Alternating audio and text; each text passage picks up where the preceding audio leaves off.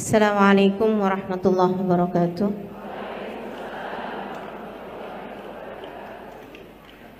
Alhamdulillah.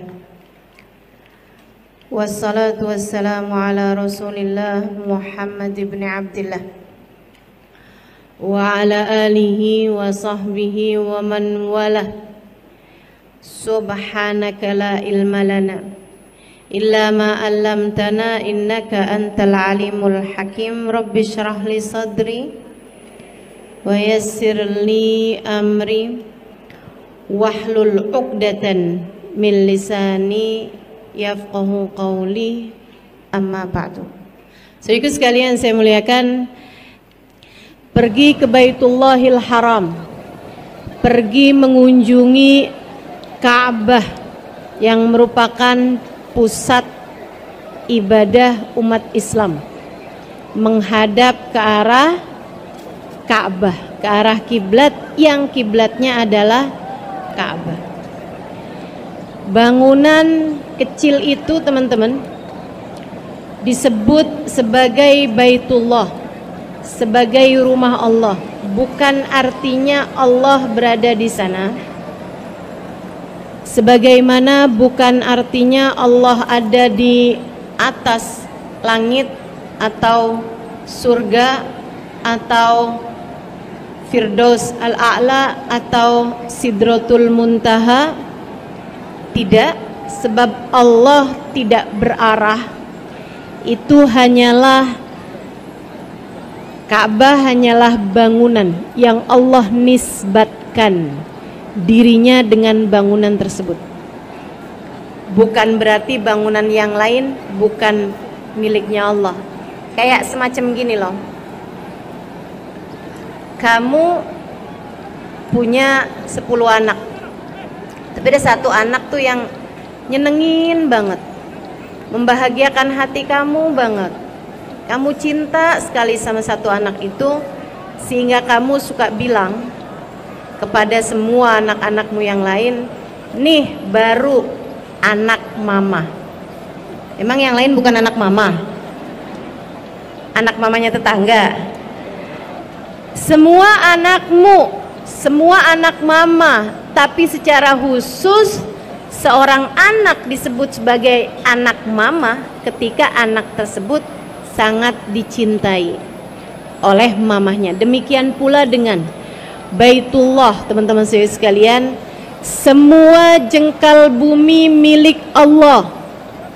Semua jengkal bumi diciptakan oleh Allah Subhanahu wa taala. Bahkan bukan hanya di bumi tapi juga di langit-langit sana dan di alam-alam yang kita nggak tahu, teman-teman saya sekalian, semua milik Allah. Semua diciptakan oleh Allah Subhanahu wa taala. Akan tetapi di antara seluruh jengkal bumi ini ada yang begitu Allah cintai hingga Allah menisbatkan dirinya dengan tempat tersebut, yaitu Baitullahil Haram, Ka'bah al-Musyarrafah, Ka'bah yang dimuliakan Allah Subhanahu wa taala. Siapa sih yang bangun Ka'bah pertama kali? Nabi Adam alaihissalam. Teman-teman, Ka'bah dengan Hajar Aswad yang ada di salah satu sisinya, Hajar Aswadnya itu dulu diturunkan oleh Allah Subhanahu wa taala bersama dengan beberapa barang yang turun dari surga saat Nabi Adam dengan Siti Hawa turun ke atas muka bumi. Siti Hawa sama Nabi Adam tuh waktu diturunkan ke atas muka bumi, ada beberapa barang yang ikutan turun. Dan barang-barang ini, teman-teman saudara sekalian, istilah kita sekarang bolehlah dikatakan bahwa merupakan barang-barang paling sakti. Apa aja tuh yang turun? Satu, Hajar Aswad, batu yang dulunya berwarna putih bersih, turun bersama Nabi Adam. Yang lainnya ada cincin. Cincin ini apabila dipakai maka akan menjadikan siapapun yang memakainya ditaati, ditunduki oleh semua yang ada di alam semesta. Bukan hanya manusia, tapi juga bangsa jin. Siapapun yang pakai cincin ini semuanya patuh, taat sama dia gitu. Sama yang pakai. Siapa nih yang pakai cincin ini? Sekarang nggak ada. Tapi yang terakhir makainya adalah Nabiullah Sulaiman alaihi salam. Cincinnya Nabi Sulaiman. Sampai bikin binatang semua tunduk sama Nabi Sulaiman. Bangsa jin semuanya juga tunduk kepada Nabi Allah Sulaiman. Kabarnya dalam dunia persihiran, cincin ini masih terus dicari. Jadi kalau ada ibu-ibu lagi jalan,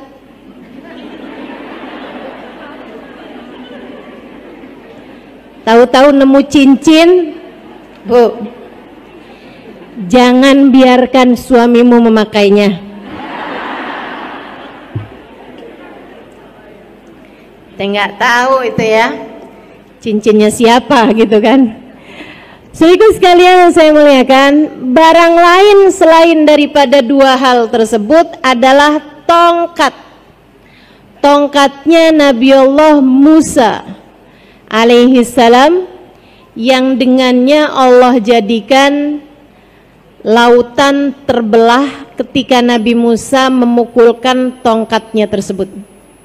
Nah, barang-barang ini semuanya tidak jelas keberadaannya di masa sekarang kecuali Hajar Aswad. Kalau dibilang bahwa cincin Nabi Sulaiman membuat siapapun yang memakainya ditunduki oleh siapapun, dan juga tongkatnya Nabi Musa itu menjadi suatu yang sangat sakti seperti yang tadi telah saya sebutkan ya, meskipun tentu saja pemberi kesaktiannya, pemberi keistimewaan barang-barang tersebut tetaplah juga Allah Subhanahu wa taala.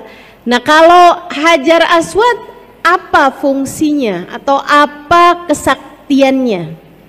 Teman-teman sekalian saya muliakan, ini juga pernah menjadi hal yang membuat Sayyidina Umar bin Khattab pernah berkata di masa kekhalifahan beliau, saat beliau tawaf dan juga beliau cium Hajar Aswad, sesudahnya beliau berkata, innaka ya Hajar, Hajarun, innaka ya Hajar al-Aswad, Hajar la yadur wa la yanfa'. Law ma ra'aitu an-nabi sallallahu alaihi wasallam yashummuka ma shamamtuka. Wahai Hajar al-Aswad, law ma ra'aitu Rasul sallallahu alaihi wasallam yuqabbiluka ma qabbaltuka. Wahai Hajar al-Aswad, kata Sayyidina Umar, engkau hanyalah batu. Engkau tidak memberi manfaat, engkau tidak memberi mudarat. Andai tidak kulihat Nabi Muhammad menciummu, aku tak akan pernah menciummu, kata Sayyidina Umar. Ucapan tersebut didengar oleh Sayyidina Ali bin Abi Thalib, yang kemudian berkata, ya Umar, faqad sami'tu Rasulullah sallallahu alaihi wasallam yaqul, jangan salah wahai Umar, saya pernah dengar Nabi Muhammad sallallahu alaihi wasallam berkata, innal hajarul aswad yashhad liman istalamahu bil wafa yaumal qiyamah. Sesungguhnya Hajar Aswad akan datang sebagai saksi kepada siapapun yang pernah menyentuhnya, kepada siapapun yang pernah menyalaminya, meletakkan tangan di atasnya, kemudian menciumnya, menyalaminya, atau siapapun yang pernah menciumnya, bahwa orang tersebut adalah orang yang setia menjalankan agama Islam, orang yang setia kepada Allah Subhanahu wa taala.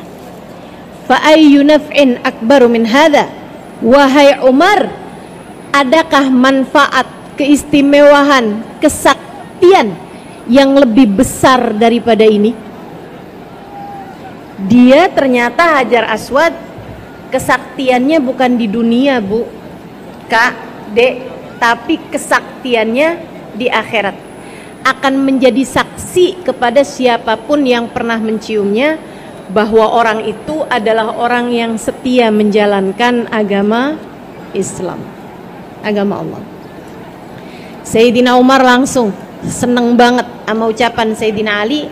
Ini ya, kita tahu dari sini betapa para sahabat-sahabat Nabi Muhammad itu hatinya bersih-bersih.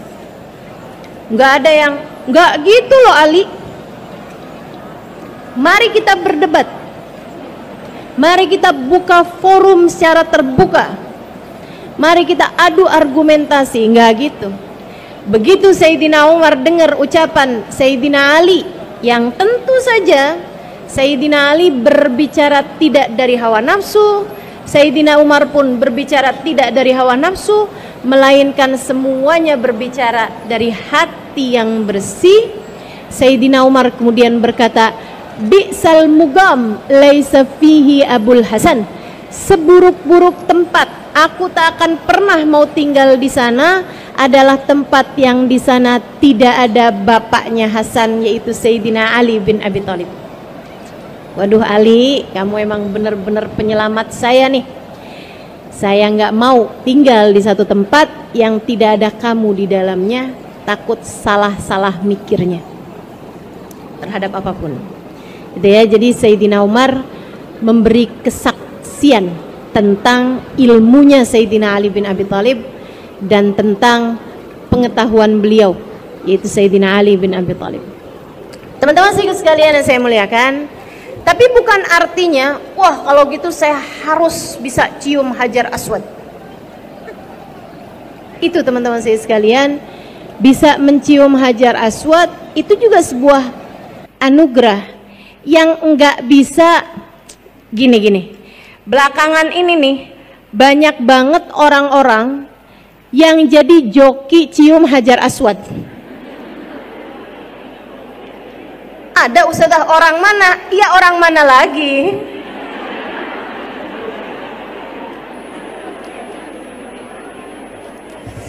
Kita tahulah